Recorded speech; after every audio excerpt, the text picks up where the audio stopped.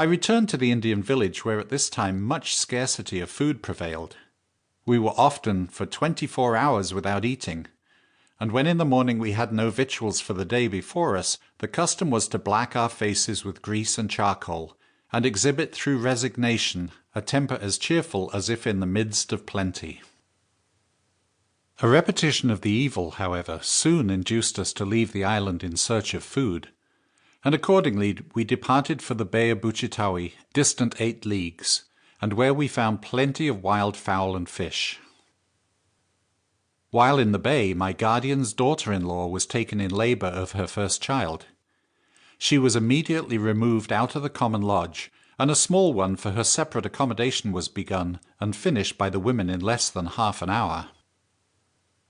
The next morning we heard that she was very ill, and the family began to be much alarmed on her account, the more so, no doubt, because cases of difficult labour are very rare among Indian women.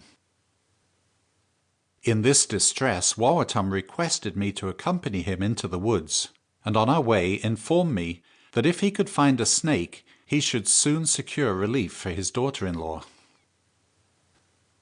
On reaching some wet ground, we speedily obtained the object of our search in a small snake of the kind called garter snake. Wawatam seized it by the neck, and holding it fast while it coiled itself around his arm, he cut off its head, catching the blood in a cup that he'd brought with him. This done, he threw away the snake, and carried home the blood, which he mixed with a quantity of water. Of this mixture he administered first 1 tablespoonful, and shortly afterwards a second. Within an hour, the patient was safely delivered of a fine child, and Wawatam subsequently declared that the remedy to which he'd resorted was one that never failed. On the next day, we left the Bay of Buchitawi, and the young mother in high spirits assisted in loading the canoe, barefooted and knee-deep in the water.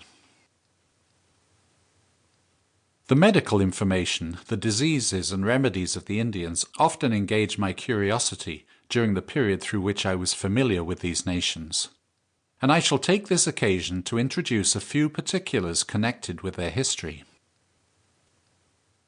The Indians are in general free from disorders, and an instance of their being subject to dropsy, gout, or stone never came within my knowledge. Inflammations of their lungs are among the most ordinary complaints, and rheumatism still more so, especially with the aged. Their mode of life, in which they are so much exposed to the wet and cold, sleeping on the ground and inhaling the night air, sufficiently accounts for their liability to these diseases. The remedies on which they most rely are emetics, cathartics, and the lancet, but especially the last. Bleeding is so favourite an operation among the women that they never lose an occasion to enjoy it, whether sick or well. I've sometimes bled a dozen women in the morning as they sat in a row along a fallen tree, beginning with the first, opening a vein, then proceeding to the second, and so on, having 3 or 4 individuals bleeding at the same time.